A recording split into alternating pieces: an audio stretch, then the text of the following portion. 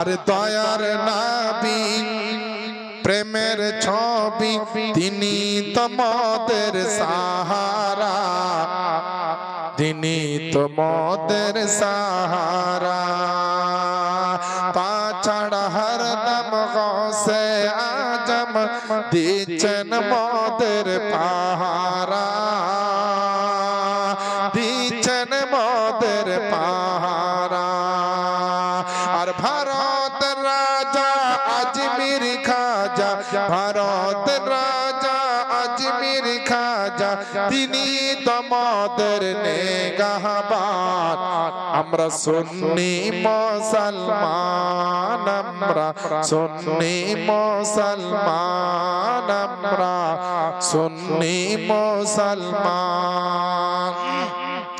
প্রয়োজন হলে নবীর প্রেমে, প্রয়োজন হলে নবীর প্রেমে দিব মোদের জান। আমরা সুন্নি মুসলমান, আমরা সুন্নি মুসলমান, আমরা সুন্নি মুসলমান। বেরাদার আমার বাপজিরা ভাইরা, আল্লাহ পাকের নবীর বিনের ইন্তেকাল হয়ে যায়, মা ফাতেমার ইন্তেকাল হয়ে গেল। হযরত আলিয়া মুর্তজা জানতে পেরেছে, যেমনই আপনারা ফাতেমা ফাতেমা করে আওয়াজ দেয়, কোনো রকম যখন শব্দ পাওয়া যায় না, আলী বুঝে নিয়েছেন আমার বিবি ফাতেমা আর জগতের বুকে নাই। আল্লাহ আল্লাহ। হযরত ইমামে হাসান হোসাইন সেই সময় মাত্র ৬-৭ বছরের করে আপনার বাচ্চা। এরা আপনার বাচ্চা হলে পরে খুব সাচ্চা ছিল, বড় আপনার টেকনিক্যাল বুদ্ধি ছিল। কারণ নবীর ঘরানা তারা কখনো বোকা হবে না, নবীর ঘরানা তারা কম জ্ঞানের হবে না। আল্লাহ পাক নবীর ঘরানাকে সেরকম শক্তি ক্ষমতা আল্লাহ পাক দিয়েছে। আল্লাহ পাকের নবীর নামাজা দুই ভাই বলছেন, আব্বা আমার মাকে যদি আপনি একবার ডাক দেন, আমার মা এক ডাকে লাব্বাইক বলে আপনার সামনে হাজির হয়ে যায়। আমার মা নবীর বেটে আপনার সামনে কোনোদিন বেয়াদবি করে না। আজকে আমার মা জননীকে আপনি বারবার ডাকছেন, কিন্তু আমার মা কেন সাড়া দেয় না? আল্লাহ আল্লাহ। হযরত ইমাম হাসানাইন কারিমাইনের কথা শুনে, হাসান হোসাইনের কথা শুনে আপনার আলী বলছেন, বেটা তোমার মা মনে হয় ঘুমিয়ে গেছে। মানে বলছেন না যে তোমার মা ইন্তেকাল করেছে, কারণ বাচ্চা ছেলে মায়ের জন্য কাঁদবে, বাচ্চা ছেলে মায়ের জন্য চিৎকার করে আওয়াজ দিবে। তাই আপনার আলিয়া মুর্তজা বলছেন, বলে বেটা রে তোমার মা মনে হয় ঘুমিয়ে গিয়েছে, তোমার মা আমার ডাক মনে হয় শুনতে পাচ্ছে না। ঘরের ভিতরে আপনার ঢুকলেন আলিয়া মুর্তজা, পিছন পিছন ঢুকলেন হযরত ইমামে হাসান হোসাইন রাদিয়াল্লাহু তাআলা আনহুমা। দুই ভাই আপনার ঢোকার পরে মায়ের পায়ের দিকে গিয়ে বলছে, মা জননী আপনাকে আব্বা যে ডাকে, আপনি কেন আব্বার ডাকে সাড়া দিচ্ছেন না? যেই ফাতেমা আপনার হাসান হোসাইনের জন্য যতক্ষণ পর্যন্ত তাদেরকে আরাম আয়েশ না করাতেন, ফাতেমা কখনো বিছানায় ঘুমাতেন না, শুতেন না। ওই ফাতেমা রাদিয়াল্লাহু তাআলা আনহাকে আপনার এত আওয়াজ দিচ্ছে, কিন্তু আওয়াজ শুনতে পায় না, আওয়াজে কোনো সাড়া দেয় না। আমার হাসান হোসাইন বলছেন, আব্বা যান, যে ফাতেমা আমার মা জননী আমাদেরকে কোনোদিন মা বলে একবার ডাকলে দুইবার বেটা বলে আমাদেরকে গ্রহণ করে, ওই মা জননী আজকে কথা কেন বলে না? আলিয়া মুর্তজা জবাব দিতে পারছেন না, জবাব দিতে পারছেন না। আলীর কিন্তু কলেজাটা আপনার চুরমার হতে আরম্ভ হয়ে যায়, আলীর বুকখানা যেন ফাটতে আরম্ভ করে যায়। কি ছোট ছোট চাঁদের মতো চেহারাওয়ালা আমার হাসান হোসাইনকে কি করে বলবো বেটা তোমার মা জননী আজকে ইন্তেকাল করেছে? মা ফাতেমাকে মা মা করে আওয়াজ দেয়, ফাতেমার কোনো আওয়াজ নাই, ফাতেমার কোনো চালা শব্দ কিছুই পাওয়া যায় না। ফাতেমার জন্য আপনার মা মা করে কাঁদে, বলে মা তুমি কেমন করে ঘুমিয়েছো গো মা জননী? আমি হাসান হোসাইন আমরা ডাকি কেন সাড়া দাও না? আমাদেরকে না ঘুমিয়ে তুমি তো কোনোদিন ঘুমাও না, আমাদেরকে না খাইয়ে তো তুমি কোনোদিন খাও না, আমাদেরকে গোসল না দিয়ে তুমি তো গোসল করো না গো মা। তুমি এত মহব্বত করো গো মা ফাতেমা, ওগো আমার মা জননী, আপনি কিসের জন্য বেটাদের সঙ্গে কথা বলছেন না? হাসান হোসাইনের সঙ্গে কেন কথা বলছেন না? আলিয়া মর্তজা থামতে পারলেন না, দুই সন্তানকে সিনার সঙ্গে জড়িয়ে ধরে আওয়াজ দিয়ে বলল, বলে বেটা হাসান হোসাইন, শোনো রে শোনো, তোমার মা জননী আর জগতের বুকে নাই। আল্লাহ পাকের ডাকে সাড়া দিয়ে ঘুমিয়ে গিয়েছে। এ ঘুম কোনোদিন আর ভাঙবে না যতক্ষণ পর্যন্ত হাসর হবে না। বলে আজকে আর ডাকবে না, আজকে আর জাগবে না, আজকে যতই ডাকো তোমার মা সাড়া দিবে না। হাসান হোসাইন ছোট্ট বাচ্চা হলে তাদের জ্ঞান বুদ্ধি কিন্তু বড়দের মতো ছিল। এটা নবীর ঘরানা, তাদের একটা বিরাট বড় বৈশিষ্ট্য ছিল। ফাতেমার ব্যাপারটা হাসান হোসাইন বুঝে নিয়েছেন, বুঝে নিয়েছেন। ফাতেমার সামনে হযরতে ইমাম হাসান আর হোসাইন, এক পা খানা আপনার হাসান ধরেছে, আর একখানা মা ফাতেমার পা মুবারক, কদম মোবারকটা আপনার হোসাইন ধরে কেঁদে কেঁদে বলছেন, মা জননী, ইতিপূর্বে আমাদেরকে আদর করার জন্য আমার নানা ছিলেন, আমার নানা চলে গিয়েছেন, আদর আর পায় না। আপনার কাছে যে আদরটা পেয়েছিলাম, আপনিও মা জননী আমাদেরকে ছেড়ে চলে গেলেন আপনার আব্বার কাছে, আমার নানার কাছে তো আপনি চলে গেলেন, আপনার নানির কাছে তো আপনি বাপ মার কাছে চলে গেলেন। ওগো আমার মা জননী, হাসান হোসাইন আজকে কাকে মা বলে ডাকবে, কাকে মা জননী বলে ডাকবে? হাসান হোসাইন তোমার বেটা আজকে পায়ের তলায় পড়ে পড়ে তোমারকে আজকে মা মা করে ডাকে। একবার কথা বলো রে মা জননী, একবার কথা বলো গো মা জননী, আজকে তোমার বেটা হাসান হোসাইনকে কে গোসল দিবে? তোমার বেটা হোসাইনকে কে তেল মাখিয়ে দিবে? রাত্রে যখন ঘুম ধরবে না গো মা, আমাদেরকে কোরআনের আয়াতকে পড়ে পড়ে ঘুম পাড়াবে। মা গো রাত্রি বেলায় যখন ভয় লাগবে, আল্লাহর নবীর হাদিসকে আমাদেরকে শোনাবে। মা জননী আপনি একটু জেগে ওঠেন না গো মা জননী, জাগেন না। আলী আপনার তাদের মাথায় হাত বুলিয়ে বলছে, বেটা রে, আল্লাহ পাকের নবী মুস্তাফার বেটে তোমাদের মা জননী তার আব্বাকে দেখা করার জন্য সফর শুরু করে দিয়েছে, তোমার মা জননী আর জাগবে না। একবার সুবহানাল্লাহ বলেন।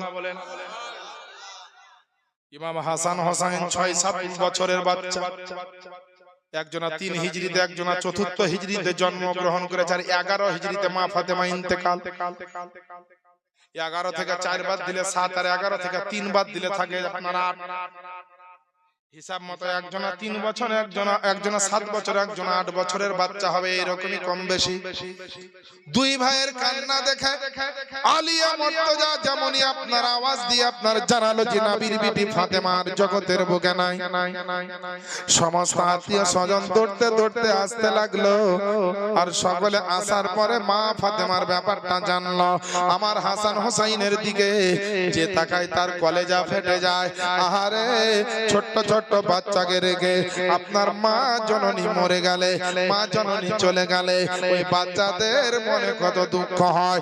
আপনার দুনিয়ার বাজারে কোন গ্রামে আপনি দেখবেন, যদি কোনো বাচ্চা ছেলেকে রেখে দিয়ে মা মরে যায়, ওই বাচ্চাটা যখন মা মা করে কান্না করে, মনে রাখবেন বেরাদার, মা হারা বাচ্চার কান্নার আওয়াজখানা দুনিয়ার জমিন থেকে আমার আল্লাহ পাকের আরশে মুআল্লার পায়া গিয়ে যেন আপনার টক্কর মারে। জোরে বলেন সুবহানাল্লাহ। এ মুসলমান বাপজিরা ভাইরা, হাসান হুসাইনের দিকে আপনার তাকিয়ে আবু বকর থামতে পারে না, হযরতে উমর থামতে পারে না, হযরতে আপনার উসমান গনি থামতে পারেন না, রুকাইয়া আপনার থামতে পারে না। আল্লাহ আল্লাহ, যে আমার ফাতেমা আপনার চলে গেলেন, ফাতেমার জন্য কাঁদছে। হাসান হুসাইন আপনার মা হারা হয়ে গেল, হাসান হুসাইন আপনার মা কে হারিয়ে ফেললো। সবাই আসে আর হাসানের হুসাইনের কপালে আপনার যেন হাত লাগায়, মাথাতে যেন হাত বোলায়। রাতের অন্ধকারে হযরত আপনার আসমা বিনতে উমাইয়া, হযরত আবু বকর সিদ্দিকের আপনার স্ত্রী আসার পরে মা ফাতেমাকে একটা গোসল দিয়েছিলেন, সুন্দর করে কাফন দিয়েছিলেন। তারপরে আপনার খাটলিতে তোলা হয়েছিল। তার আগে পর্যন্ত খাটলিতে লাশ নিয়ে যাওয়া হতো, মহিলা পুরুষের লাশ খাটুরির উপরে নিয়ে আপনার চলে যাওয়া হতো, লাশকে কিন্তু ঢাকা হতো না। কিন্তু ফাতেমা বলেছিলেন, বলে হুজুর গো, আমি জীবনে কোনোদিন কোনো পর পুরুষের আমি চেহারা দেখিনি। আমার ইন্তেকালের পরে আমার লাশকে যখন কাফন পরিয়ে নিয়ে যাবে, রাত্রে নিয়ে যাবে এবং সুন্দর করে ঢেকে নিয়ে যাবে, আমি ফাতেমা আমাকে যেমন কেউ দেখেনি, আমার মরার পরও যেন আমার লাশকে যেন কেউ না দেখে।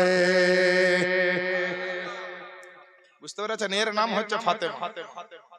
নবীর বিবি ফাতেমাকে দেখে। যে জীবনে তো আপনার কাউকে দেখেননি, নিজের চেহারা নিজের শরীর কাউকে দেখাননি, তারপরে বলছে মরার পরেই যেন আমার লাশকে যেন কেউ না দেখে কোন পরপুরুষ। এ হচ্ছে ফাতেমা। আজও দুনিয়ার বুকে অনেক ফাতেমা আছে মহিলাদের।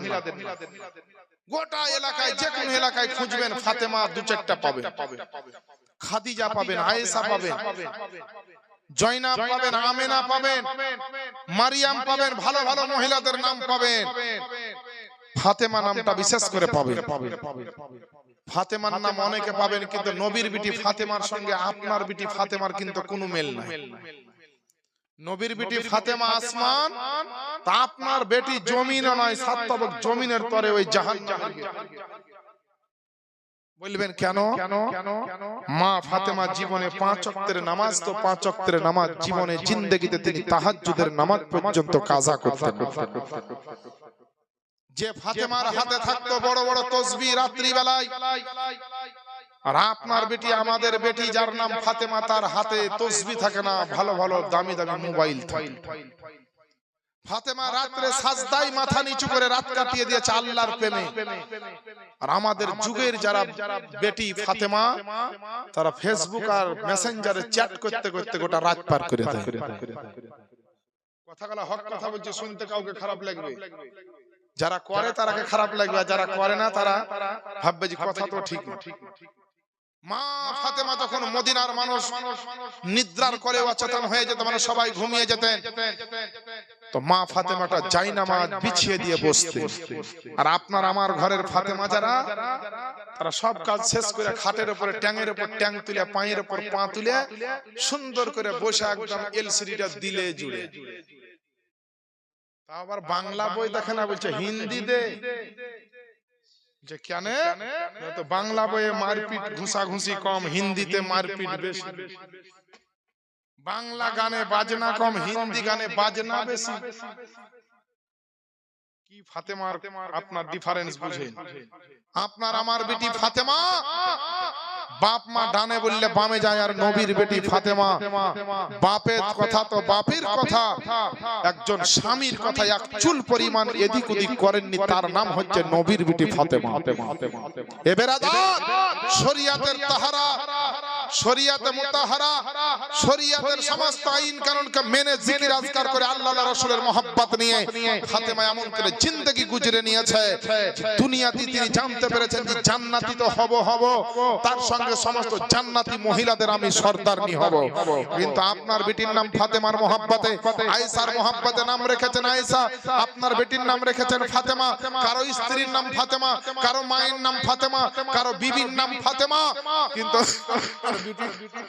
আপনার বিবি, আপনার বাড়ির ফাতেমা জিন্দেগিতে শরিয়াতের সও জানে না, হাদিসের হও জানে না, কোরআনের কও জানে না, নবীর শরিয়াত বুঝে না, পাক পবিত্র বুঝে না, নাপাক থেকে কি করে গোসল করতে হবে জানে না, ওযু করা জানে না, নামাজ জানে না, কোরআনের তেলাওয়াত জানে না, শুধু দুনিয়ার ফ্যাশন করতে করতে জিন্দেগি কাটিয়ে দিল।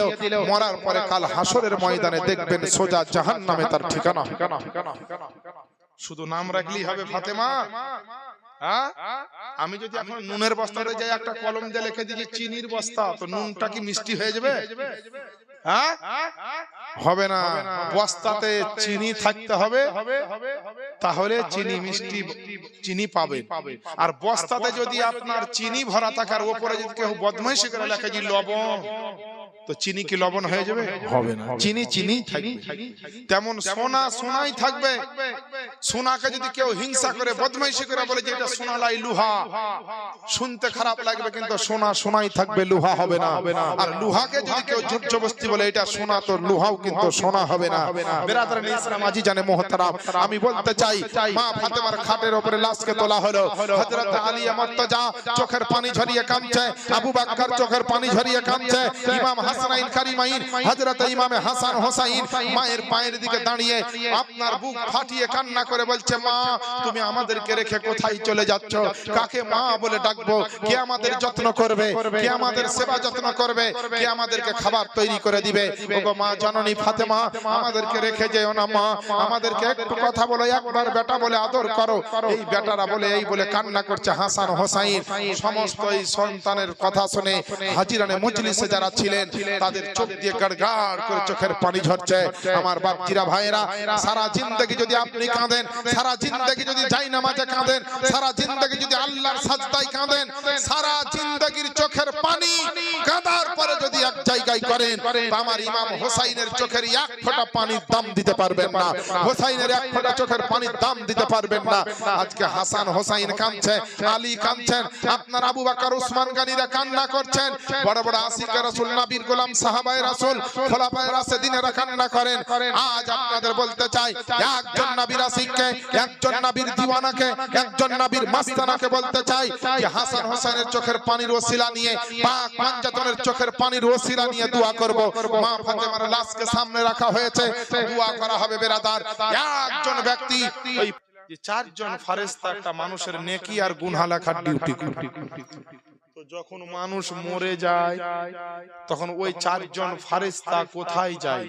আজকে বলবো বলেছিলাম, মনে আছে তো? আমার স্মরণ আছে বাপ। তো আজকে আপনাদেরকে বলবো যে মানুষ যখন মরে যায় তো মানুষের কাঁধে রাতে দিনে যে চারজন ফেরেশতা নেকি গুনাহ লেখার দায়িত্বে থাকে, এরা কোথায় যায়? আমার বিশ্বনবীর বেটি মা ফাতেমার আপনার জানাজা পড়ার জন্য লাশটাকে রাত্রি বেলাতে গোপন ভাবে আপনার নিয়ে যাওয়া হলো। কিতাবের মধ্যে আপনার বর্ণনা পাওয়া যায়, জানাজার ময়দানে যাওয়ার পরে হযরত আলী অথবা আপনার জামহুর উলামায়ে কেরামের মত হযরত আব্বাস রাদিয়াল্লাহু তাআলা আনহু মা ফাতেমার জানাজার নামাজ পড়িয়েছিলেন। বলেন আলহামদুলিল্লাহ। ও মুসলমান বাপজিরা ভাইরা, আমার মা বোনেরা, একজন বাচ্চার যদি মা ইন্তেকাল করে, একজন বাচ্চার যদি আপনার মায়ের ইন্তেকাল হয়ে যায়, ওই মাকে যখন কবরে নামিয়ে দেওয়া হয়, মাকে যখন কবরে দাফন করে দেওয়া হয়, বাপকে যখন দাফন করে দেওয়া হয়, ওই মা জননীকে রাখার পরে যখন ওই এতিম বাচ্চাগুলোকে বাড়ির দিকে নিয়ে আসা হয়, ওই বাচ্চা দুটার কি অবস্থা হয়, মনের কি পরিস্থিতি হতে পারে? হাসান হোসাইনের আপনার যেন দুই হাত ধরে যায়, এক হাত হযরত আব্বাস ধরে যায়, আর এক হাত হযরত আলী রাদিয়াল্লাহু তাআলা আনহু ধরে যায়। দুইজনে আপনার আস্তে আস্তে করে আসলো, আলী মুর্তজার বাড়িতে এনে আপনার রাখলো। রাতের পরে রাত আপনার কাটতে লাগলো, দিনের পরে দিন আপনার কাটতে লাগলো। দুঃখ বেদনা মাহারার ব্যথা আপনার এমন একটা ব্যথা, যদি মা একবার জীবন থেকে হারিয়ে যায়, ওই মা কিন্তু আর জিন্দেগিতে পাওয়া যাবে না। দুনিয়াতে আপনার বাপ যদি একবার হারিয়ে যায়, বাপ কিন্তু টাকা দিয়েও কিনে আপনার পাওয়া যায় না। যদিও পৃথিবীর জমিনে আপনার অনেক সম্পর্ক আপনার কিনে বা টাকার জোরে করা যায়, কিন্তু মা বাপের সম্পর্কটা এমন দামি সম্পর্ক, মা বাপ ইন্তেকাল হয়ে গেলে মা বাপকে কিন্তু আর পাওয়া যাবে না। এর জন্য আপনাদেরকে বলবো, যাদের মা জননী আব্বা জান এবং মা জননী জগতের বুকে বেঁচে আছে, আপনারা প্রাণ ভরে মা বাপের খিদমত করবেন, মা বাপের সেবা করবেন, মা বাপকে কোনো রকম দুঃখ বেদনা দিবেন না, মা বাপকে কোনো কখনো আপনার কষ্ট দিবেন না।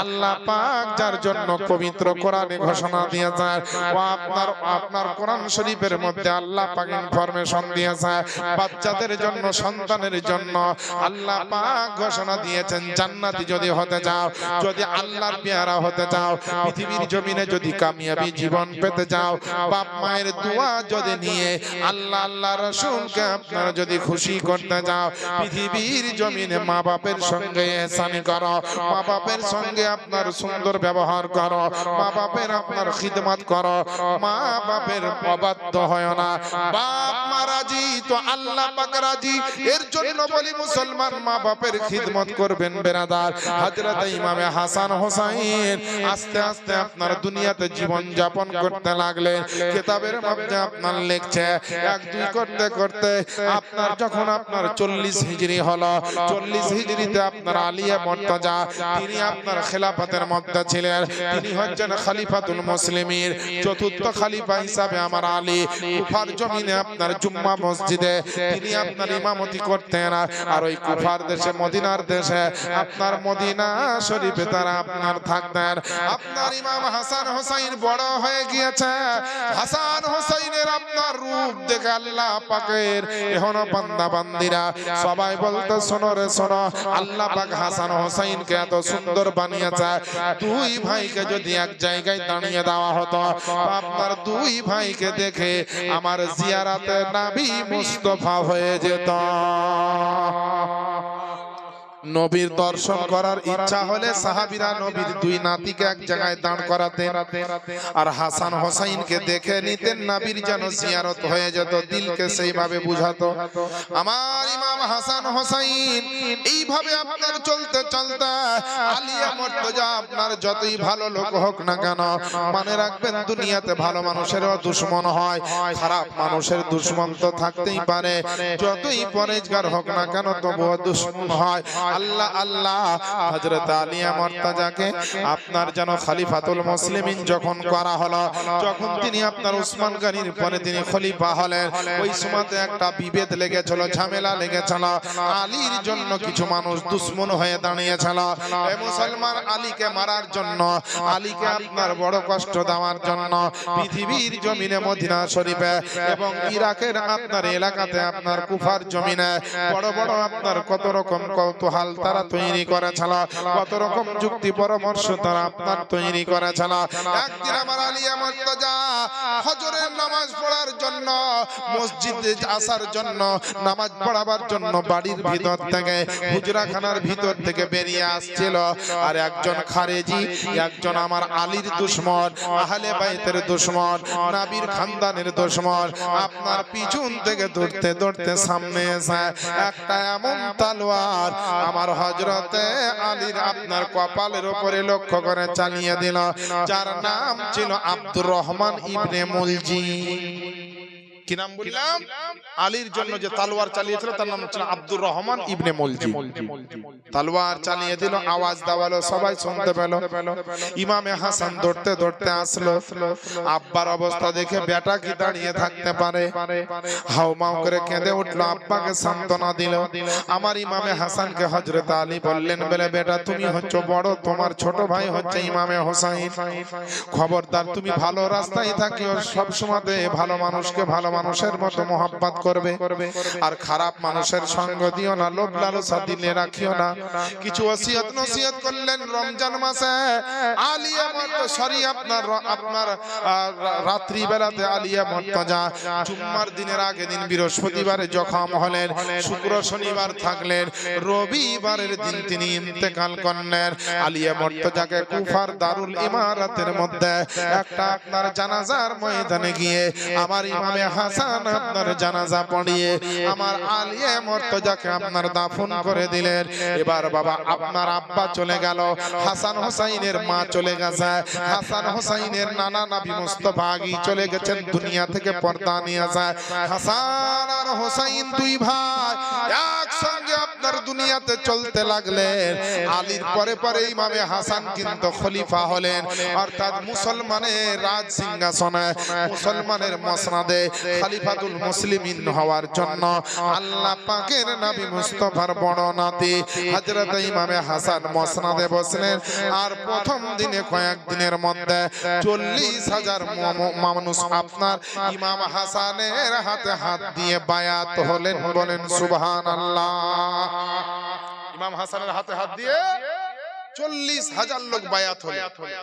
যখন তারা মুসলমান বাদশার সিটে কেউ বসতো খলিফা হিসাবে, রাজা হিসাবে, বাদশা হিসাবে, তো নিয়ম ছিল পুরানো বাদশার হাতে যারা মুরিদ ছিল তারা হিসেবে নতুন বাদশার হাতে মুরিদ হবে।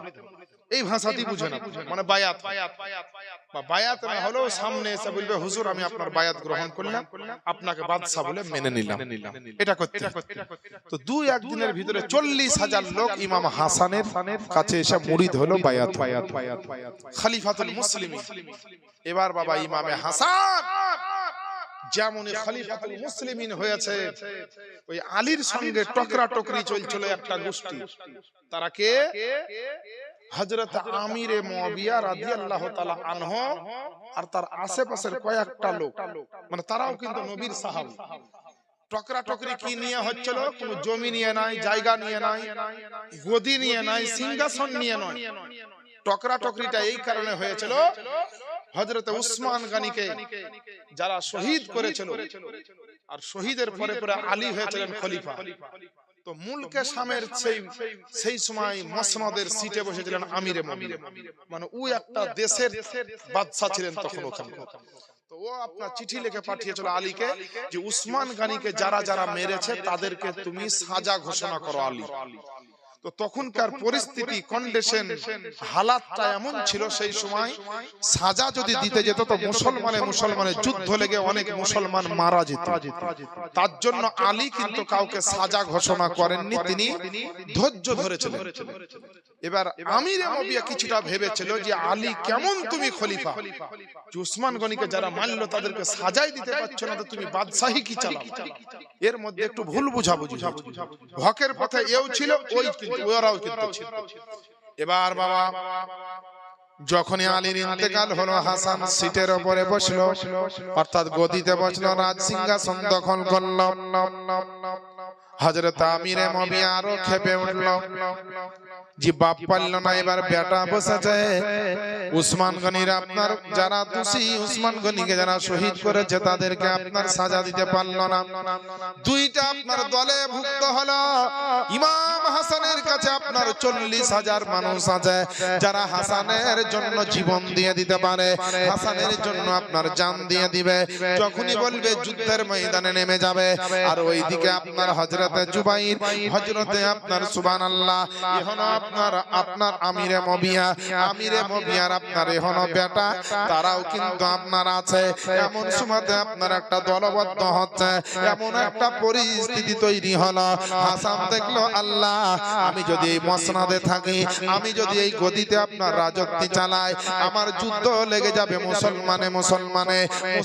মুসলমানে লড়াই লেগে যাবে, নবীর সাহাবীতে লড়াই লেগে যাবে। না না, এই লড়াই লাগানো যাবে না, লড়াই লাগাতে আমি আপনার দিব না। এমনিতেই আমার আব্বার যুগে একবার সাহাবীদের মধ্যে যুদ্ধ লেগে গেছিল, একটা বিষয় নিয়ে লড়াই হয়েছিল, আর আমি ইমামে হাসান কিন্তু লড়াই লাগতে দিব না। আমার আব্বা জানের দিকে যারা আছে, আমার দিকে যারা আছে, আর আমিরে মুয়াবিয়ার দিকে যারা আছে, সবাইকে আমি এক করার একটা ব্যবস্থা করব। আমার নবী, আপনার নবী অনেক দিন আগে বলে গেছিল। আমার হাসান বলছে আল্লাহ, আমার নবী মুস্তাফা, আমার নানা জান অনেকদিন পূর্বে আমার জন্মের সময় বলেছিল যে আমার হাসানকে দেখো, দুইটা মুসলমানের জামাতের মধ্যে তারা সুলহ করে দিবে, অর্থাৎ তাদের মধ্যে একত্রিত করে দিবে, দুইটা ঝামেলাকে মিটিয়ে দিবে আমার হাসান। আমার স্মরণ চলে এসেছে, আর মসনদে আমি থাকবো না। আমিরে মুয়াবিয়াকে ডাকার পরে আমিরে মুয়াবিয়াকে বলে হুজুর, আপনি হচ্ছেন আল্লাহর নবীর সাহাবী, আপনি হচ্ছেন একজন উচ্চ রাঙ্কের সাহাবী, আপনাকে আমি এই মসনদ খানা ছেড়ে দিতে চাই, আপনাকে খলিফাতুল মুসলিমিন বানাতে চাই। তবে আমার 3খানা শর্ত আছে। 1 নাম্বার হচ্ছে আমাকে আপনার 1 লাখ করে দিরহাম দিতে থাকবে, আমার রাজত্বতে যত ধার বাকি হয়েছে আমি মিটিয়ে নিব। আর দ্বিতীয় নাম্বার হচ্ছে যে আমার বাপের জন্য মদিনা এবং ইরাকে যা ঘটেছে এইগুলা নতুন করে আপনি উত্থাপন করতে পাবেন না। আর 2 নাম্বার হচ্ছে বলে আপনার পরে কিন্তু আমি আবার খলিফা হব। হুজুর ঠিক আছে তো? হ্যাঁ, 3টা শর্ত। 1 নম্বর, এই ধার বাকির জন্য 1 লাখ দিরহাম করে দিতে থাকবে তুমি আমাকে। আর দ্বিতীয় নাম্বার হচ্ছে সুবহানাল্লাহ, আমার বাপের কি ঘটেছে না ঘটেছে এই মদিনাতে ইরাকে এলিয়ার তুমি তদন্ত করতে পাবা না। আর 3 নাম্বার হচ্ছে তোমার পরে আমি কিন্তু এই মসনদে আবার বসবো, যেহেতু খলিফার মালিকানা হচ্ছে আমাদের, আবু বকর, উমর, উসমান, আলী, এবার আমি। কিন্তু ঝামেলা লেগে আছে, আরো ঝামেলা বেড়ে যাবে, তাই তোমাকে বাদশা করব। বাদশাহী চালিয়ে কি করতে না করতে হবে তুমি দেখে নাও, ঝামেলা মিটে যাবে। আমিরে মুয়াবিয়া রাদিয়াল্লাহু তাআলা আনহু বলে ঠিক আছে তাই হলো। এবার বাবা আমিরে মুয়াবিয়া যেমনই আপনার গদিতে বসেছে, তিনি একজন বিখ্যাত আল্লাহর নবীর সাহাবী। আপনার হযরতে ইমাম হাসান হোসেন সুন্দরভাবে মদিনার বুকে আপনার বাস করছেন। বাস করতে করতে আমিরে মুয়াবিয়া রাদিয়াল্লাহু তাআলা আনহুর ওই যুগে আমিরে মুয়াবিয়ার বেটা হযরত আপনার যার নাম হচ্ছে ইয়াজিদ, যে আপনার মক্কার ছিল, যে আপনার ফাসিক ছিল, মদখোর জেনাখোর ছিল, এত বড় গুনাহগার ব্যক্তি ছিল রে বাপজিরা, কিন্তু তবুও তাকে কাফের কিন্তু বলা হয়নি, তাকে ফাসিক বলা হয়েছে, গুনাহগার কিন্তু বলা হয়েছে। ওই আমিরে মুয়াবিয়ার বেটা আপনার ইয়াজিদকে আস্তে আস্তে ভিতর হযরতে আমিরে মুয়াবিয়া তাকে আপনার খলিফা কিন্তু বানিয়ে দিয়েছে। এটা কিন্তু কেউ খবরটা জানে না। আল্লাহ আল্লাহ, আমার ইমাম হাসান আর হোসেন দুই ভাই সোনার সংসার চলতে আছে। আমার হাসান কেমন পাক পবিত্র ব্যক্তি, তিনি আপনার পায়ে হেঁটে ইরাকের জমিনে দিয়ে আপনার ত্যাগ করে মদিনা থেকে মক্কা পর্যন্ত 350 কিলোমিটার, কেউ বলছে আপনার 400 কিলোমিটার। আল্লাহ আল্লাহ, আমার ইমামে হাসান একবার নয় দুইবার নয়, তিনি আপনার পায়ে হেঁটে 25 বার তিনি আপনার হজ করেছেন। বলেন সুবহানাল্লাহ। ইমামে হাসানের আপনার এমন রূপ যৌবন ছিল, মদিনার মায়েরা বোনেরা একবারের জন্য তাকে স্বামী হিসাবে পেতে চাইতো, বলে ঘর সংসার করেন আর না করেন, একবার হাসান গো আপনি আমাকে বিবি বলে কবুল করে নেন, যেন কিয়ামতের ময়দানে আমি যেন নবীর সামনে বলতে পারি আমার স্বামীর নাম হচ্ছে ইমামে হাসান। এরকম তামান্না ছিল মদিনাবাসীর মহিলাদের, যে একবার হাসানের যদি স্ত্রী হতে পারি, আল্লাহর কসম দুনিয়াতে যা হবে হবে, আখেরাতে আজাদ হয়ে জান্নাতে যাব। এ মুসলমান বাপজিরা ভাইরা, হাসান কিন্তু আপনার তার প্রথম বিবি, যার নাম হচ্ছে বিবি জায়েদা রাদিয়াল্লাহু তাআলা আনহা, তাকে নিয়ে ঘর সংসার করত। তার আপনার ছেলে মেয়ে হয়েছিল। এইভাবে ঘর সংসার করতে করতে একটা এমন মহিলা, যেই মহিলাটাকে আপনার আমিরে মুয়াবিয়ার বেটা, যার নাম হচ্ছে ইয়াজিদ, এই ইয়াজিদ আপনার একটা মহিলাকে দেখলো। ওই মহিলাটা আপনার এত সুন্দর, ওই মহিলাটাকে দেখার পরে ওই আপনার বাদশার বেটা, মানে আমিরে মুয়াবিয়া ছিলেন তখন বাদশা, আর আমিরে মুয়াবিয়া বাদশার বেটা হচ্ছে ইয়াজিদ, জান্নাতি বাপের আপনার পাপী বেটা, আপনার নেককার বাপের গুনাহগার বেটা। এই ইয়াজিদ কিন্তু ওই মহিলাটাকে আপনার দেখে নিল, যার নাম হচ্ছে হযরতে জয়নাব। কি বললাম? হযরতে জয়নাব। এই মহিলাটার স্বামীর নাম ছিল মনসুর আলী, কিন্তু এই মনসুরকে ছেড়ে দিয়েছিল টাকা পয়সার লোভে, আপনার ওই মহিলাটাকে ছেড়ে দিয়েছিল। চাঁদের মতো টকটকে রূপ আপনার আল্লাহ পাক ওই মহিলাকে দিয়েছিল। ওই মহিলাটাকে দেখার পরে ইয়াজিদ মানে ওই আমিরে মুয়াবিয়ার বেটা পাগল হলো, চিঠি পাঠালো যে জয়নাব গো, আমি তোমাকে ছাড়া বাঁচবো না, আমি তোমাকেই বিয়ে করব। এবারে আপনার চিঠির কাসেদ মানে যে আপনার পিয়ন, পিয়ন বুঝেন তো, চিঠি বহাইতো। এখনকার যুগে তার চিঠি বহাবহি নাই, তবে মেন কিছু জিনিস এখনো বইতে হয়, পোস্ট অফিস আছে, উঠেনি। ওই পিয়ন আস্তে আস্তে বলছে তাহলে নবীর রওজাতে একবার জিয়ারত করে নি। ওই পিয়নটা আল্লাহ আল্লাহ রাসূলের ভক্ত ছিল। নবীর রওজা শরীফখানা আপনার জিয়ারত করে বের হচ্ছে, ওই দরজায় নবী মুস্তাফার রওজাতে দেখছেন আমার ইমাম হাসান কিন্তু ঢুকছেন। জোরে বলেন। যেমনই হাসানকে দেখলেন সালাম দিলেন, পায়ে চুমা দিলেন ওই ব্যক্তি যাওয়ার পরে বলছে, হুজুর গো আমি আপনার ওই দামেস্ক থেকে আসছি, অনেক দূর থেকে আসছি, ওই দামেস্ক থেকে আসছি, মানে আপনার ইরাকের জমিন থেকে আসছি, ওই যাব আপনার মদিনা পার করে অমুক জায়গাতে, মদিনার ওই মহল্লার অমুক গলিতে তার বাড়ি।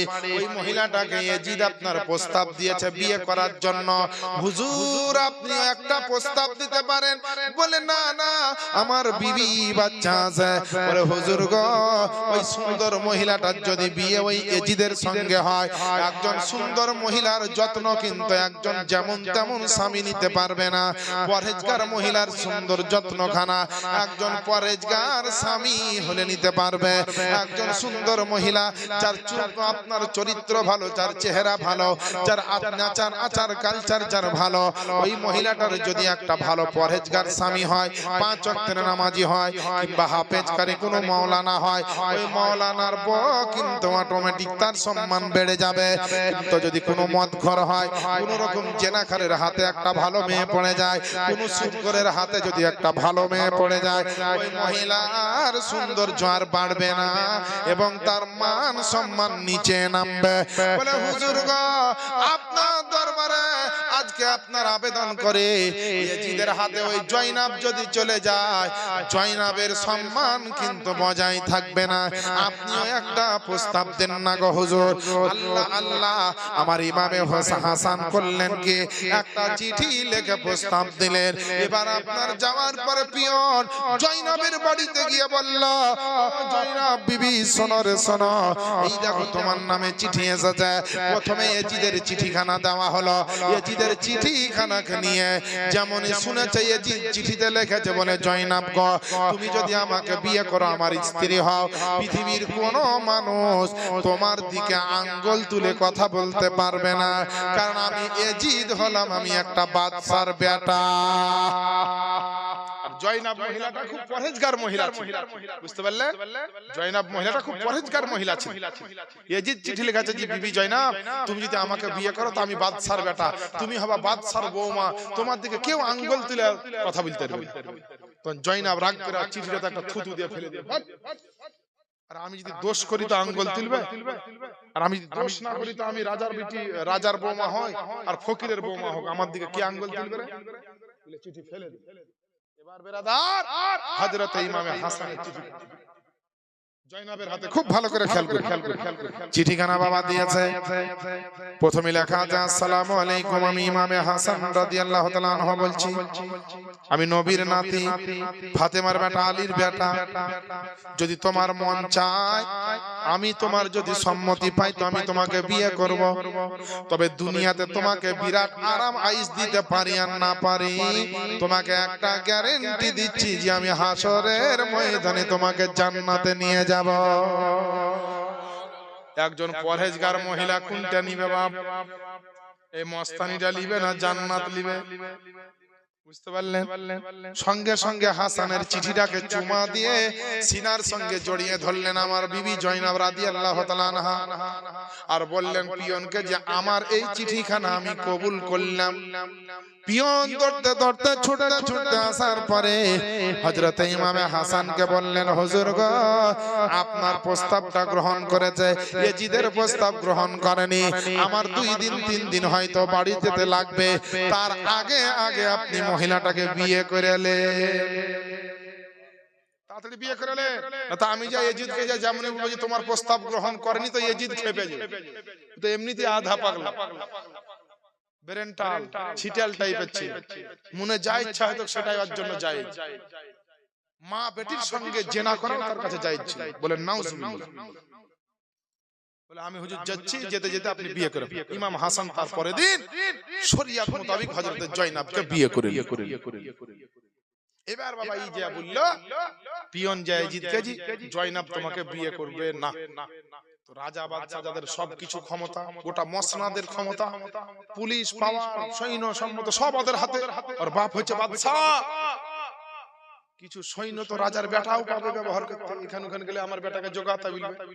আর এই ভিতর ভিতর যে মাক্কারি করছে, এটা তো আবু কি বলছে হযরত আমিরে মুয়াবিয়া জানে না, ভাবছে আমার একটা বেটা যা ইচ্ছা ভালোই করছে, যাও। এই সেনা সৈন্য লিয়া একবারই চলে এলো মদিনায়। আসার পরে জয়নাবের বাড়ি খোঁজ করলো। কোনটা জয়নাবের বাড়ি? না তো এটা। জয়নাব কোথায়? না তো জয়নাব তো শ্বশুর বাড়িতে। তো কোন শ্বশুর বাড়িতে? না তো হযরত আলী মুর্তজার বাড়িতে। বলেন সুবহানাল্লাহ। বলে হাসানের সঙ্গে জয়নাবের বিয়ে হয়ে গেছে। আর ইয়াজিদের পায়ের রাগ ধরেন মাথায় উঠে। দেখেন না, অনেক ছেলে কোন মহিলাকে যদি পছন্দ হয়ে যায়, জান যায় যাবে, কিন্তু ওই মহিলাকে চাই। প্রেম ভালোবাসা চলছে না দুনিয়াতে। এই দুনিয়ার পুরুষ আর মহিলা শোনো, মোবাইলে, মেসেঞ্জারে, হোয়াটসঅ্যাপে, ফেসবুকে কারো সঙ্গে প্রেম করিও না। এই যদি প্রেম করো তো এটা নাজায়েজ হারাম হবে। হারামের আশ্রয় নিয়ে যদি তুমি বিবাহ করো, তোমার সংসারে কোনোদিন আল্লাহর রহমত হবে না। তোমার কোন মহিলাকে যদি পছন্দ হয় পুরুষ, তুমি সুন্দরভাবে প্রস্তাব দিয়ে ওই মহিলাকে বিয়ে করো। আর কোন মা বোন, আপনারাকেও বলি, যদি আপনাদের কোন ছেলেকে পছন্দ হয়, আপনিও আপনার মা বাপকে বলে, বা আপনি যাকে বলতে পারবেন, ভাইকে হোক, বোনকে হোক, মাকে হোক, বলবেন যে ওই পাড়ার অমুক ছেলেটাকে আমার পছন্দ, ওর সঙ্গে বিয়ে দিলে আমার ভালো হতো। তখন সে প্রস্তাব দেওয়া দিয়ে করে বিয়ে। বুঝতে পারলেন আমার বাপজিরা ভাইরা? কিন্তু এখন তো বিরাদরান ইসলাম বিয়ে হচ্ছে এমন করে রে বাবা, যে জামাই হাদিস কোরআনের কিছু বুঝে না, স্ত্রীও কিছু বুঝে না, সারা জিন্দেগি শরীয়তের কিছু বুঝলো না, মোবাইল আর ফেসবুক আর ইন্টারনেট চালিয়ে গুনাহ করে করে করে গুনার বস্তা যেমন বাড়ি ভর্তি হয়ে গেল, তখন স্বামী আর স্ত্রী হয়ে গেল। রেস্টুরেন্টে যায়, কলেজে যায়, প্রাইভেটে যায়, ট্যুরে যায়, বেড়াতে যায়, কত রকমের নোংরাম করছে। আপনাদের দিকে করে কতটা আমি জানি না, আমার এলাকায় তো আমি দেখছি মেলা বসছে, তো মেলাতে ঠেলা খাওয়ার লিয়ে চলে যাচ্ছে।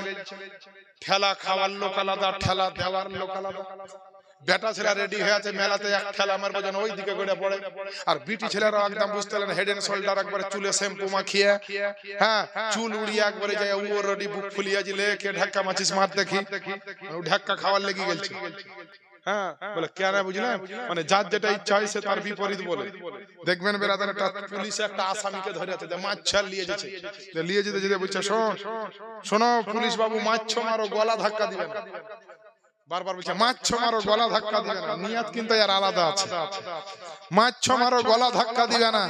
তো পুলিশের তো এমনিতে পাওয়ার বেশি, আর একটু রাগ হয়ে আছে যে হাই রে বেটাকে মারছি, তো বুঝছে বারবার বুঝছে গলা ধাক্কা দিবে না, মাছ মারো। তোকে গলা ধাক্কা দিলে কি করবে আমার?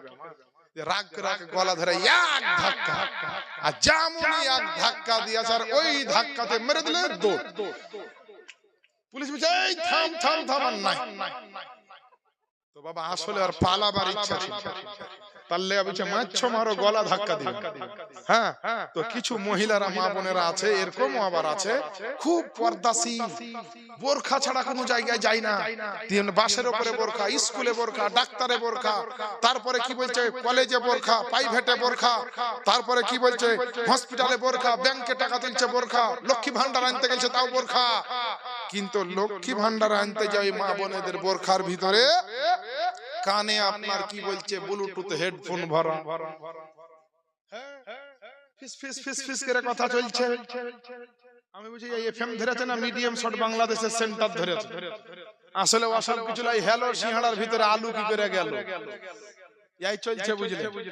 হ্যাঁ, মোবাইল কিনা যত পারবেন দেন না, ভাববেন খুব পড়িছে, এই কোশ্চেন লোড করছে গুগল থেকে সার্চ করে, এমন কোশ্চেন লোড করবে যে পড়তে পড়তে আচমকা শুনবেন মুড়লের বিটির সঙ্গে মুড়লের বেটা নাই হাওয়া। হ্যাঁ, তো মেলাতে যায় কেহ ধাক্কা খেতে, আর কেহ যায় ধাক্কা দিতে, আর কেহ ধাক্কা দিতে ভালোবাসে, কেহ ধাক্কা খেতে ভালোবাসে। ইমাম হাসান হোসাইনের জীবনী শুনছেন, হযরত ইমামে হাসান নের উপরে খেপে গেল এবার ইয়াজিদ, দিয়ে বিভিন্ন রকম ছলে বলে কৌশলে ইমাম হাসানকে মারার সুযোগ খুঁজতে লাগলো। এখন কিভাবে হয়েছে, কে দিয়েছে ইমাম হাসানকে বিষ, এটা কিন্তু কোনো লেখক লিখতে পারছে না। তবে কি বলছে ফতোয়ায়ে মুস্তাফাবিয়াতে হুজুর মুফতি আজম হিন্দ বলেছেন যে হযরতে ইমামে হাসানকে তার স্ত্রী জায়েদা বিষ দিয়েছে। জায়েদা তার বিবি বীজ দিয়েছিল, এটা মুফতি আজম হিন্দ বলেছে। কিন্তু আমি অন্যান্য কিতাব পড়েছি, তারা বলছে কে বীজ দিয়েছিল কেউ বলতে পারবে। তবে রাদাত ইমামে হাসানকে আপনার এবার আপনার শত্রুতা শুরু হয়ে গেল। ইমাম হাসানকে আপনারা জানেন দুইবার তিনবার বীজ দেওয়া হয়েছিল। কিন্তু আপনার আশআতুল লুমাত কিতাবের মধ্যে আব্দুল হক মুহাদ্দিস দেহলভী আলাইহি রাহমাত ওয়া রিদওয়ান তিনি বর্ণনা করছেন একবার দুইবার নয়। এবং আপনার ইবনে হাজার আসকালানী রাহমাতুল্লাহ আলাইহি তিনি বর্ণনা করছেন যে ইমাম হাসান পাক রাদিয়াল্লাহু তাআলা আনহুকে একবার দুইবার নয়, টোটাল আপনার পাঁচ বার বীজ দেওয়া হয়েছিল। প্রথমবার আপনার ইমামে হাসানকে আপনার মধুর সঙ্গে মিশিয়ে বীজ দেওয়া হয়েছিল, আর ওই বীজ যুক্ত মধু পান করার কারণে ইমাম হাসান বড় কষ্ট পেয়েছিল। ছটপট করে আপনার উঠেছিল। দৌড়তে সকাল বেলাতে আমার নবী মুস্তাফার রওজা শরীফে গিয়েছিল। আর নবীর রওজাতে যাওয়ার পরে একবার দোয়া করেছিল। ইমাম হাসানকে আল্লাহ পাক শেফায়ে কুল্লিয়া দান করেছিলেন। মুসলমান, ইমাম হাসান রাদিয়াল্লাহু তাআলা আনহা তিনি আপনার এইভাবে একবার সুস্থ হলেন। আবার ইমামে হাসানকে আপনার খেজুরের সঙ্গে বীজ মিশিয়ে আবার খাইয়ে দেওয়া হয়েছিল। আবার যখন কষ্ট পেলেন, তড়বড় করে যখন আপনার পেটের ব্যথাতে লাফিয়ে উঠলেন, ইমাম হোসাইন রাদিয়াল্লাহু তাআলা আনহু বড় ভাই ইমামে হাসানকে নিয়ে তাড়াতাড়ি আমার নবীর রওজাতে আবার গেছিল। আর নবীর রওজাতে গিয়ে আবার দোয়া করেছিল। ওই দোয়ার কারণে আল্লাহ পাক আবার তাকে ভালো করে দিয়েছিল। আমার নবীর ওসিলাতে 20 পর্যন্ত আল্লাহ পানি করে দিয়েছিলেন। বলেন সুবহানাল্লাহ। এ মুসলমান বাপজিরা ভাইরা, আল্লাহ পাকের নবী মুস্তাফার নওয়াজা হযরত ইমামে হাসান রাদিয়াল্লাহু তাআলা আনহু রাত্রি বেলায় বিবিদেরকে নিয়ে আপনার শুয়ে আছেন একটা ঘরে। আর হঠাৎ করে আপনার ইমাম হাসান গভীর রাতে তার ঘুমটা ভেঙে গেল। আপনার যেন আনন্দিত হয়ে উঠলেন। তার বিবি হযরত জয়নাব বা জায়েদাকে ডাকলেন। ডাকার পরে জিজ্ঞেস করলো, ও জয়নাব, জায়েদা বলো রে বলো, রাত্রি কতটা টাইম আছে? বলে হুজুর গো, আর একটু পরে ফজর হয়ে যাবে। আল্লাহ আল্লাহ, যখন ফজরের টাইম হলো, ফজরের টাইমে ইমাম হাসান তিনি নামাজ আদায় করলেন। নামাজ আদায় করার পরে যখন আপনার শুভ সাদিক শেষের দিকে হলো, হযরত ইমামে হোসেনকে ডাকলে হযরত ইমাম হাসান তার ছোট ভাই ইমামে হোসেনকে ডাকলেন। ইমাম হোসেন আসলেন। আসার পরে জিজ্ঞেস করছেন, বলে ভাই কি ব্যাপার, কিসের জন্য আপনি আমাকে ডেকেছেন? বলে ভাই ইমামে হোসেন, শোনো রে শোনো, আজকে রাত্রি বেলাতে একটা আমি স্বপ্ন দেখেছি। স্বপ্নটা তার মানে কি হবে, তার তাবির কি হবে? বলে কি স্বপ্ন দেখেছ?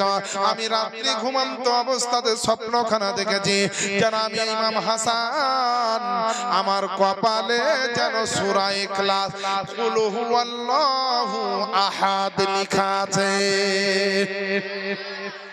সূরা ইখলাস আমার কপালে লেখা আছে। ইমাম হোসেন মনে করছে খুব ভালো স্বপ্ন। জয়নাব মনে করছেন ইমাম হাসানের বিবি যেটা তো খুব ভালো স্বপ্ন।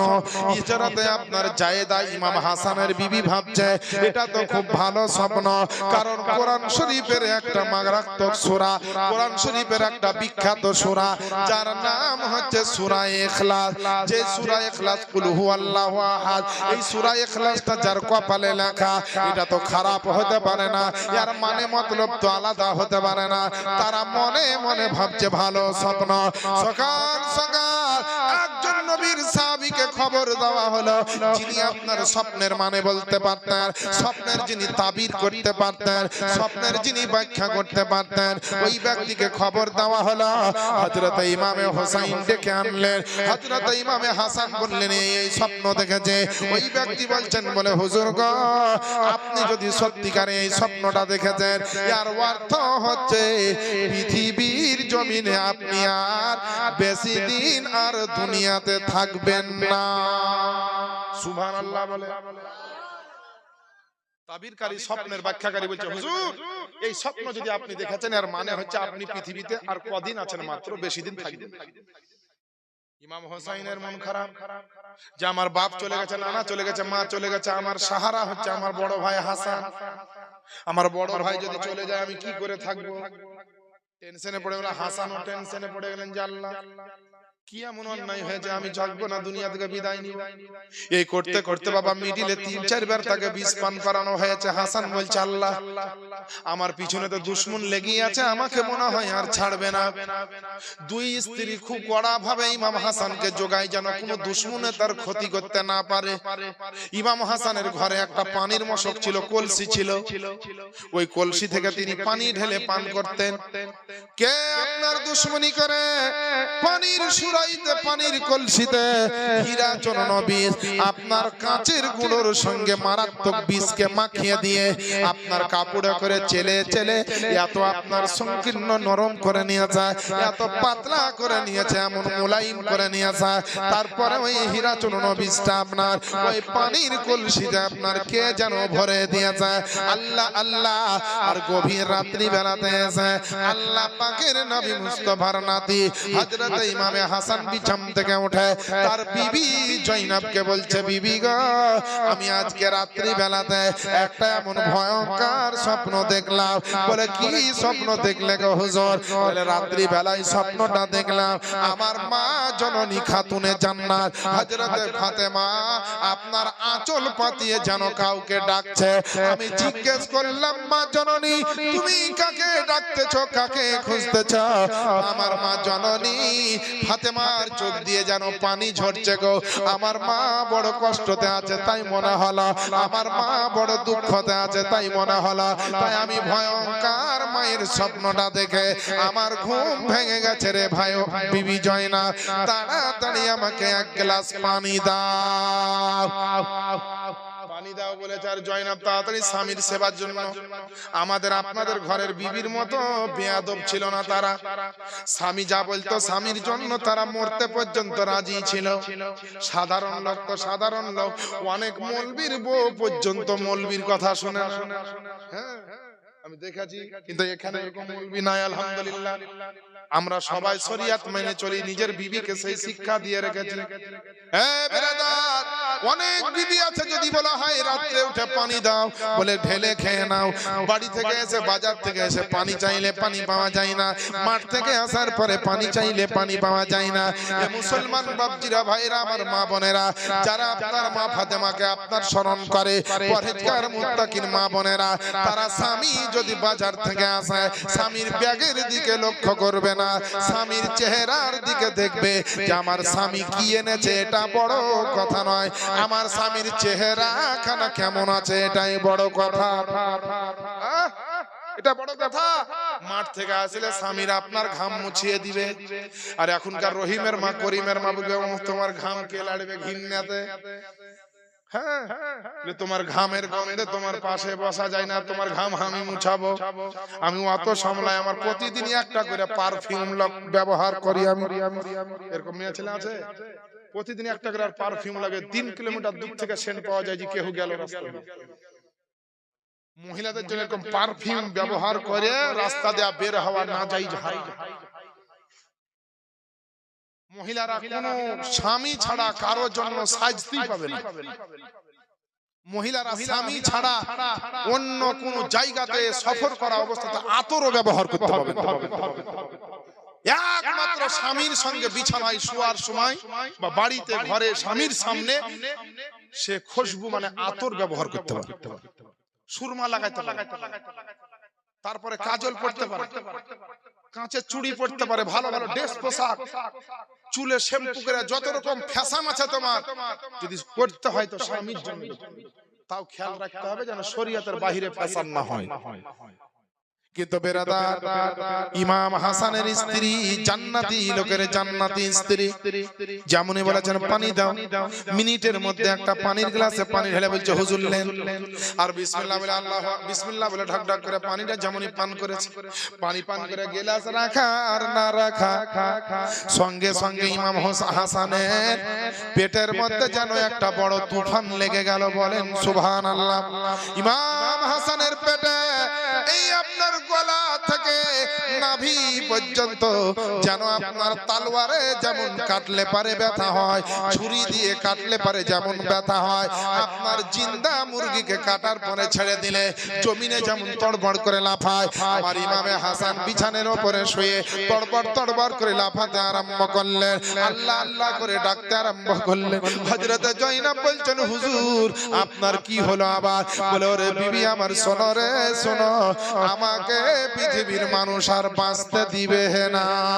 আমার ভাই হযরত ইমামে হোসেনকে ডাকো। ওই গভীর রাত্রে হযরত জায়েদা আমার ইমাম হাসানের স্ত্রী দৌড়লেন পাশের ঘরে, পাশের বাড়িতে আপনার হোসাইনকে খবর দিল। হোসাইন দৌড়ে আসলো, আসার পরে আমার ইমামে হাসানকে বলছেন, বলে ভাই ইমামে হাসান বলেন কি হয়েছে? আপনি কেন এরকম ভাবে ব্যস্ত? আপনি কেন এরকম কষ্ট অনুভব করছেন? আপনি কেন এরকম ভাবে আপনি আপনার ছটফট করছেন?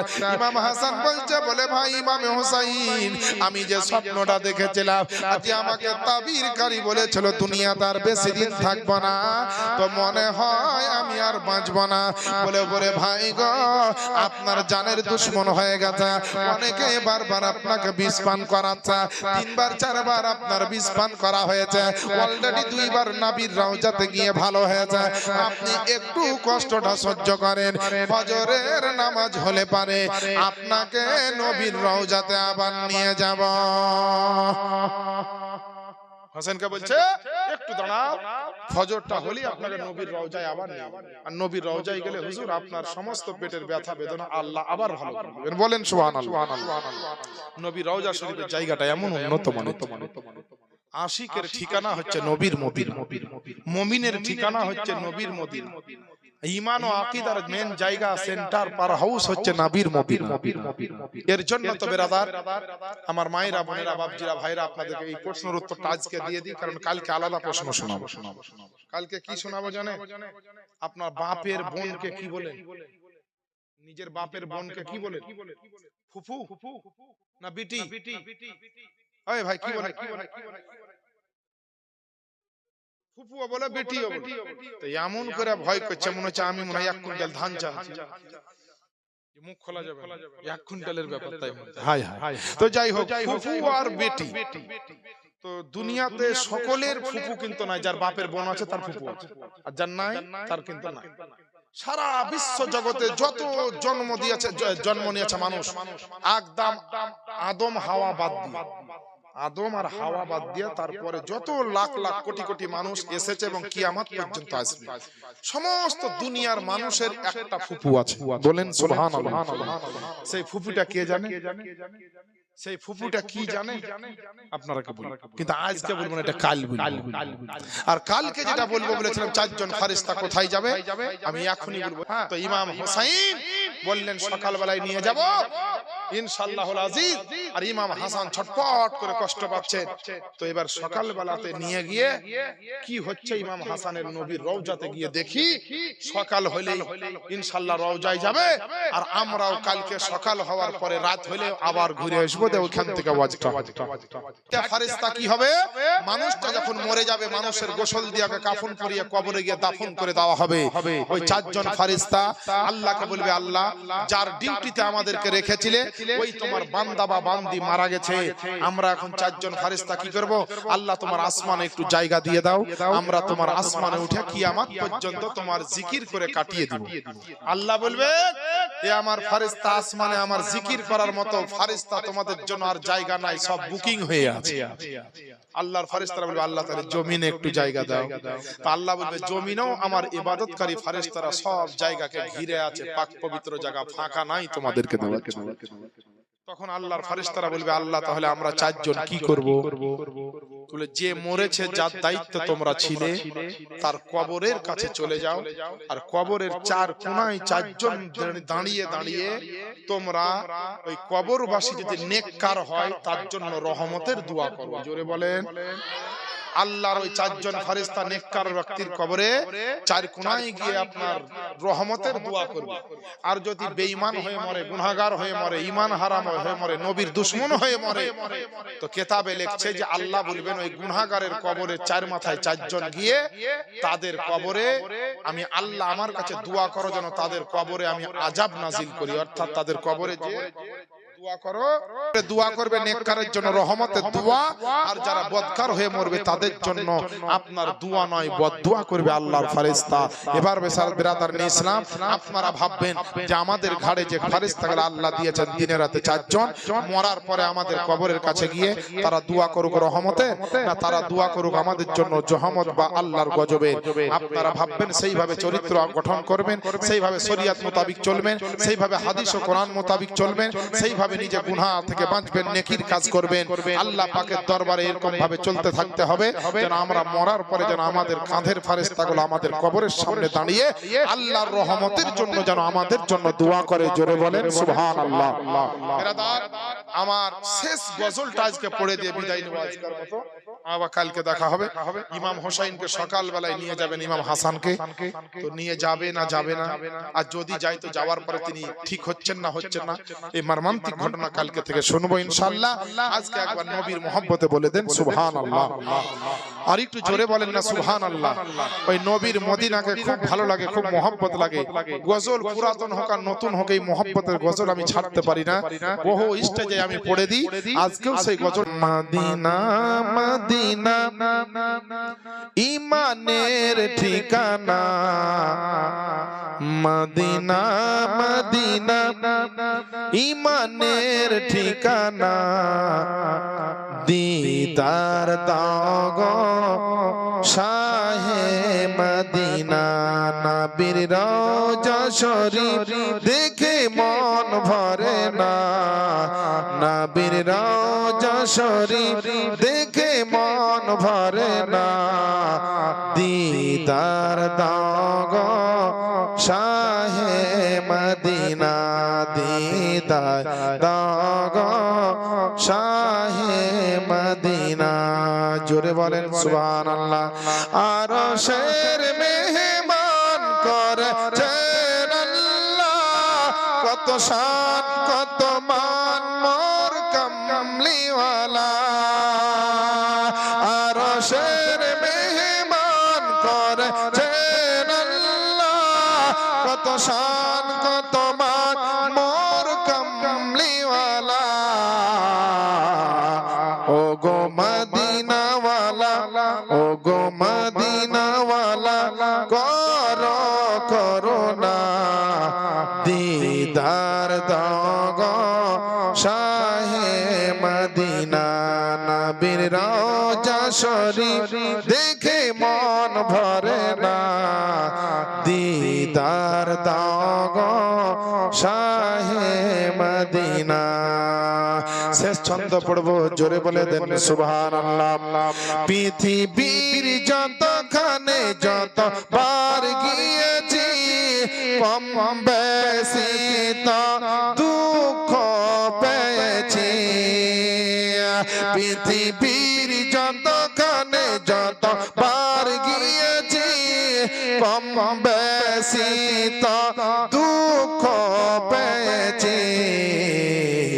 রওজাত গেলে, রওজাত গেলে আর দুঃখ থাকে না, দিদার দাও গো শাহে মদিনা।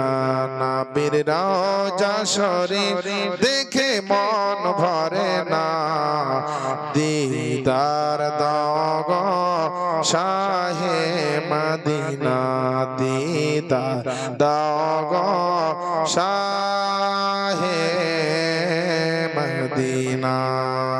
জয় হোক বিরাদার। কালকে আসুন, ইমাম হাসান হোসেনের যে জায়গায় জীবনটা ঠেকিয়ে রাখলাম এটা জানাবো। আর সারা দুনিয়ার সমস্ত মানুষের ফুফুকে, সারা দুনিয়ার সবারই সেটা কালকে জানাবো। স্মরণ না থাকলে আমাকে খেয়াল করে দিবেন, আমি ইনশাআল্লাহ বলবো। যাই হোক বেরাদার, আজকে যেটুকু আলাপ আলোচনা রাখলাম, যদি বলায় ভাষায় ভুল ত্রুটি হয় সকলে ক্ষমা করবেন। হাদিস কোরআন মোতাবেক চলেন, মশলা মাসাইল শিখেন, ওযু গোসল শিখেন।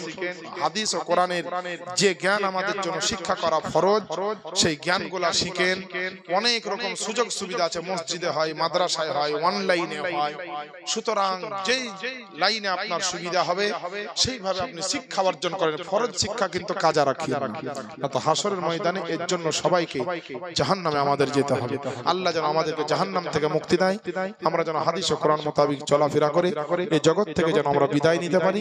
আমিন ইয়া রাব্বাল আলামিন। আজকের মতো এখানেই করছি সমাপ্তি। ওয়া মা আলাইনা ইল্লাল বালাগ ওয়া আখিরু দাওয়ানা আলহামদুলিল্লাহি রাব্বিল আলামিন। আসসালামু আলাইকুম ওয়া রাহমাতুল্লাহি ওয়া বারাকাতুহু। উঠ খড়ে হো মুমিনো, তাজিম আহমদ কে আনা বে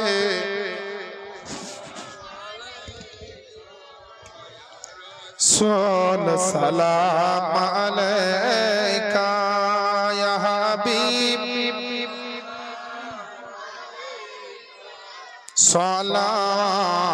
सलातुल्लाह अलैका या रसूल अल्लाह या हबीब अल्लाह। नबी जी আসমানের তারা, নবীজি কুরআনের পারা, নবীজি মা আমেনার প্যারা, নবীজি মোদের সাহারা। ইয়া নবী সালাম, या रसूल सलाम अलैका, या हबीब सलाम अलैका। सलावत हबीबी या रसूल अल्लाह। हे खुदा জগৎপতি করিয়া গো নবীজির সাথী, পুলসরাত পারে রকালে নবীজির চরণ তলে। ইয়া নবী या रसूल सलाम, या हबीब सलाम अलैका। सलावतुल्लाह अलैका।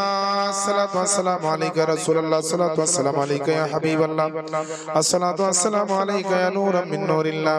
बलगल उला बिकमालिही कशफत दुज़ा बिजमालिही, हसनतु जमीउ खिसालिही। सल्लु अलैहि व आलिहि सल्लल्लाहु तआला अलैहि।